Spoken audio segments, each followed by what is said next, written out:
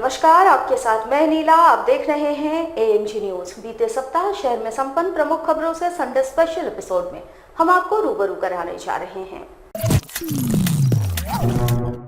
सावन माह के शुक्ल पक्ष पूर्णिमा तिथि पर पूरे विश्व और भारत वर्ष के साथ साथ जमशेदपुर में भी भाई बहन के पवित्र रिश्ते का त्योहार रक्षाबंधन धूमधाम से मनाया गया। इस दौरान बहनों ने अपने भाइयों की कलाइयों पर राखी बांधते हुए अपनी रक्षा का वचन लिया। सनातन धर्म के पुराणों के अनुसार सावन पूर्णिमा तिथि पर रक्षाबंधन का पवित्र त्योहार मनाया जाता है। बहनें अपने भाइयों की कलाइयों पर राखी बांधकर अपनी रक्षा का वचन भाई से लेती है तथा उनकी दीर्घायु होने की कामना भी करती है। शहर में भी रक्षाबंधन के दिन बहनों ने भाइयों की कलाइयों पर राखी बांधी। वैसे हर साल जमशेदपुर शहर में रक्षाबंधन के दिन सामूहिक रूप से भी कई कार्यक्रमों का आयोजन किया जाता है, लेकिन इस बार कोरोना महामारी के कारण किसी भी तरह के सामूहिक कार्यक्रमों का आयोजन नहीं किया गया। जैसा हम सब जानते हैं कि भाइयों के लिए होता है और इस दिन हम अपने भाइयों को राखी बांधते हैं, उनकी लंबी उम्र की कामना करते हैं कि वो बहुत आगे जाए, अपने जीवन में बहुत सफल हो। और आज जैसे कि मैं हूँ, लकी हूँ कि मैं अपने भाई को राखी बांध पाई हूँ, लेकिन ऐसे और भी बहनें हैं जो आज नहीं बांध पाई हैं। तो उन सबको मैं ये कहना चाहती हूँ कि मन से उनके अच्छे भविष्य और लंबी उम्र के लिए कामना करें और भगवान सबको ज़रूर वो पूरा करेंगे। और कोविड की बात रही जहाँ की वो सब अपने सुरक्षा के लिए ही करते हैं, तो कहीं ना कहीं वो भी बहुत इम्पोर्टेंट है कि हम कोविड से भी खुद को बचाएं। और जैसा कि हम देख रहे हैं कि बॉर्डर्स पे हमारे आर्मी डॉक्टर्स जो हॉस्पिटल में हमारी रक्षा कर रहे हैं, इवन सिस्टर्स जो है वो भी आज भाइयों की ही तरह है। जो हॉस्पिटल में सिस्टर्स हमारे साथ हैं वो भी भाई हैं, क्योंकि वो ही हमारा रक्षा कर रहे हैं और जो भी रक्षा करता है हमारा वो सबको आज भी बहुत बधाई रखता है। जमशेदपुर में लगातार अज्ञात शव मिलने का सिलसिला जारी है। सिद्धगोड़ा थाना क्षेत्र के बागुनहातू इलाके में अज्ञात शव को बरामद किया गया, जिससे क्षेत्र में सनसनी फैल गई। आपको बता दें कि सोमवार देर शाम को भी यहां एक युवक का शव बरामद किया गया था, जिसके बाद दोबारा 5 नंबर रोड के नदी के तट पर युवक के शव को बरामद किया गया। शव मिलने की खबर से क्षेत्र में सनसनी सी फैल गई। नदी के किनारे स्थित फाइल फैक्ट्री के पास ये शव बरामद किया गया। वैसे इस शव को देख लग रहा था कि 4 से 5 दिनों पहले ही युवक की मौत हो चुकी होगी। पुलिस को सूचना मिलने पर पुलिस मौके पर पहुंची और शव को कब्जे में कर पोस्टमार्टम के लिए भेज दिया गया और आगे की जांच में जुट गई है। वैसे लगातार शहर में शव मिलने से एक दहशत का माहौल कायम हो गया है। अब ये जांच का विषय है कि आखिर इतनी ज्यादा शव कहां से आ रही है। ये तालाब में ये जो नदी है, नदी में बहते बहते अब कहाँ से आया है इसकी जानकारी तो नहीं है जी। ये बागुनहातू रोड नंबर 5 के जो सामने जो नदी बहता है उसी में अज्ञात शव है। अभी तक तो पुष्टि हुआ नहीं है, इसलिए हम लोग इसको शव को निकाल के अब पोस्टमार्टम ले जा रहे हैं। अयोध्या में राम मंदिर के शिलान्यास को लेकर पूरे देश भर में उत्सव सा माहौल बना हुआ है। विश्व हिंदू परिषद ने इस मौके पर पूरे देश भर के सभी शाखाओं में विशेष पूजन का आयोजन किया। जमशेदपुर में भी विहिप के इकाई के द्वारा इस दौरान विशेष पूजा अर्चना की गई और विश्व में सुख समृद्धि की कामना की गई। विश्व हिंदू परिषद जमशेदपुर महानगर के द्वारा इसके मद्देनजर साकचे शीतला मंदिर में पहुंचकर विशेष पूजा अर्चना की गई। भगवान राम तथा प्रभु हनुमान की आराधना इस दौरान सभी ने की। वहीं कोरोना महामारी के कारण केवल विहिप के जिला पदाधिकारी ही इसमें शामिल हुए, जिनके द्वारा सोशल डिस्टेंसिंग का पालन करते हुए पूजन को संपन्न करवाया गया। वैसे दिन भर विहिप के द्वारा अलग अलग स्थानों पर अलग अलग कार्यक्रमों का आयोजन किया जा रहा था। विहिप के जमशेदपुर जिलाध्यक्ष ने कहा कि विहिप ने केवल इस विशेष दिन पर पूजा अर्चना का आह्वान किया था और समाज के लोगों ने खुद से उत्साहित होकर अपने अपने स्तर पर इस खास दिन को भगवान राम के नाम किया। जमशेदपुर महानगर ने जो योजना तय की उसी के मुताबिक सारे कार्यक्रम चल रहे हैं। सुबह 9 बजे से विजय महामंत्र का जाप था, एक माला घरों में, और जिनके आसपास मंदिर है वो मंदिर में भी कर सकते थे। उन्होंने स्थानीय शीतला मंदिर में अपने 5 विश्व हिंदू परिषद के सदस्यों के साथ मिलके एक माला जो है विजय मंत्र का जाप किया है। अब जो है अलग अलग पूरे जमशेदपुर के मंदिरों में कार्यक्रम है। दिन भर सुंदरकांड का पाठ है, हनुमान चालीसा का पाठ है। मंदिर के प्रांगण में सारे कार्यक्रम हो रहे हैं। शाम को दीपोत्सव का कार्यक्रम है। समाज उत्साहित है, समाज अपने स्तर पे सारे कार्यक्रम कर रहा है। विश्व हिंदू परिषद ने सिर्फ आह्वान किया है कि आज के दिन को ऐतिहासिक बनाना है, क्योंकि गौरवमयशाली क्षण है। इसी के निमित्त जो समाज में बहुत ज़्यादा उत्साह है और सारे कार्यक्रम समाज के द्वारा ही किए जा रहे हैं विश्व हिंदू परिषद के आह्वान पर।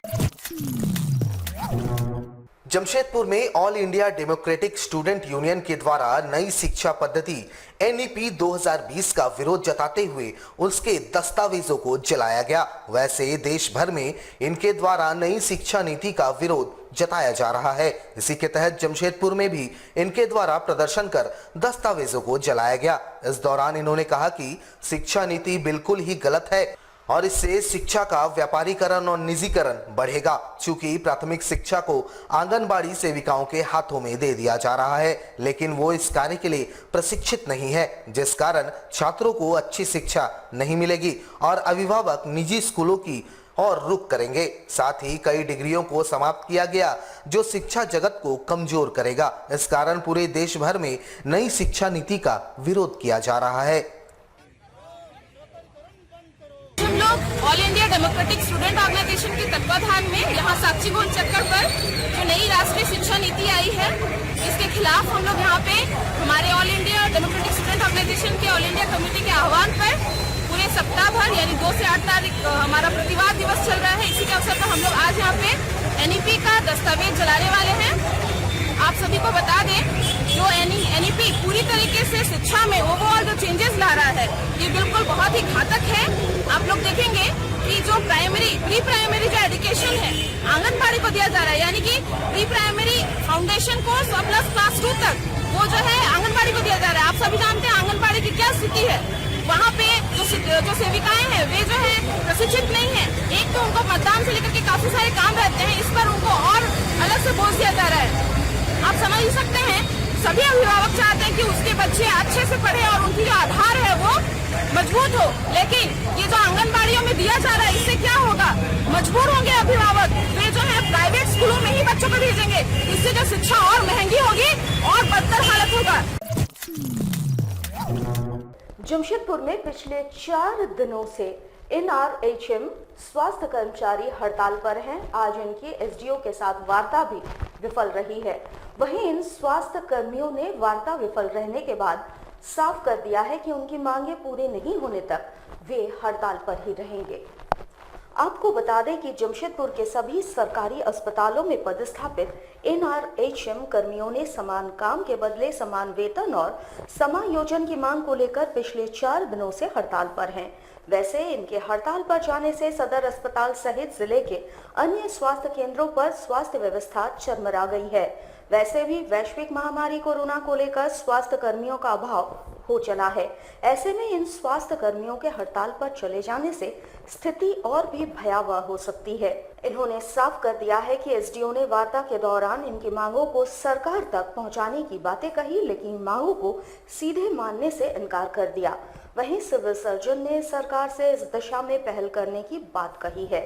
वैसे civil surgeon doctor MN Jha ने बताया कि फिलहाल ANM और आउटसोर्सिंग कर्मचारियों से काम लिया जा रहा है, लेकिन हड़ताल अगर लंबा खींचा गया तो स्थिति भयावह हो सकती है। वहीं सदर अस्पताल में कोरोना जांच जारी रहने की बात उन्होंने कही। और 2-3 नेता लोगों से उन्होंने बात की, लेकिन वो अड़े हुए हैं कि नहीं, जब तक सरकार हमारी 2-3 मुख्य मांगे हैं, समान वेतन, समान कार्य समान वेतन, ये सब नहीं मान लेती, हम लोग झुकने के लिए तैयार नहीं है। 2 साल बहुत कोशिश की, लेकिन फिलहाल तो इसके लिए तैयार करते हैं। तो फिर अब सरकार को इसको ध्यान देना होगा। तो व्यवस्था तो क्षेत्र से NM लोगों को बुलाकर कर रहे हैं, और जो कॉन्ट्रैक्ट वाले हैं तो हमारे LP उनसे काम कर रहे हैं, आउटसोर्स वाले। कोरोना ने जाँच छोड़ी। हाँ। जमशेदपुर जिले के उपायुक्त तथा जिले के वरीय पुलिस अधीक्षक ने संयुक्त रूप से NH 33 स्थित उमा सुपर स्पेशलिटी हॉस्पिटल का निरीक्षण किया। साथ ही यहां बन रहे 50 बेड के कोविड वार्ड अस्पताल का जायजा भी लिया। शहर में लगातार कोरोना संक्रमितों की संख्या बढ़ रही है, जिसके मद्देनजर लगातार जिला प्रशासन द्वारा स्वास्थ्य सेवाओं को बढ़ाया जा रहा है ताकि उचित समय पर मरीजों का इलाज हो सके। इसी कड़ी में जिले के तमाम छोटे बड़े निजी अस्पतालों में भी कोविड वार्ड का निर्माण करवाया जा रहा है। शनिवार को जिले के उपायुक्त तथा जिले के वरीय पुलिस अधीक्षक ने संयुक्त रूप से NH 33 स्थित उमा अस्पताल का निरीक्षण किया। इस दौरान यहां बन रहे कोविड वार्ड का उन्होंने जायजा लिया। जिले के उपायुक्त ने इस दौरान कहा कि जिला प्रशासन स्वास्थ्य विभाग के निर्देश पर हर तमाम मुमकिन स्वास्थ्य सेवाएं तैयार करने में जुटी है और इस कारण तमाम निजी अस्पतालों में भी कोविड बेड तैयार किए जा रहे हैं। ऐसे में लोगों को खुद से भी सचेत रहने की आवश्यकता है, चूंकि स्वास्थ्य व्यवस्थाएं सीमित हैं और संक्रमण लगातार बढ़ रहा है। अगर लोग अब भी सचेत नहीं होते हैं तो आने वाला समय काफी भयावह हो सकता है। इसी क्रम में उमा स्पेशलिटी जो हॉस्पिटल सुपर स्पेशलिटी हॉस्पिटल, उनको ये निर्देश दिया गया था कि 50 बेड का मिनिमम कोविड केयर यूनिट यहाँ पे इनके चलना चाहिए, जिसका निरीक्षण पर्यवेक्षण इसका पूरा का पूरा जिम्मेदारी इस हॉस्पिटल के एडमिनिस्ट्रेशन के ऊपर होगा। इसी क्रम में आज मैं और वरीय पुलिस अधीक्षक पूर्वी सिंहभूम यहाँ मौजूद हैं। हम लोग की कोशिश है कि अगले 3 से 4 दिनों में इस कोविड केयर सेंटर को भी फंक्शन करते हैं, ताकि अगर आवश्यकता होती है, संक्रमितों की संख्या बढ़ती है, तो हम लोग इमीडिएटली उनको यहाँ देते हैं। बहुत सारे संक्रमण से मौतें हुई हैं, तो लोगों से मैं अपील करूँगा कि इस बीमारी को बहुत ही गंभीरता से लेने की आवश्यकता है। जो सरकार के द्वारा, स्वास्थ्य विभाग के द्वारा, ICMR के द्वारा, जिला प्रशासन के द्वारा समय समय पर दिशा निर्देश दिए जाते हैं, वो सिर्फ आपके हित में है और बिना आपकी भागीदारी के ये समस्या का निदान नहीं हो सकता। मेडिकल फैसिलिटीज़ की एक लिमिटेशन होती है, तो ये सबको जान के रखना पड़ेगा कि अगर संक्रमण की संख्या, मेडिकल फैसिलिटी की संख्या जो है, जो कोप अप करने की, उससे ज़्यादा बढ़ेगी, तो ऐसा वक्त भी आएगा जब हॉस्पिटल बेड्स भी मिलना मुश्किल होगा।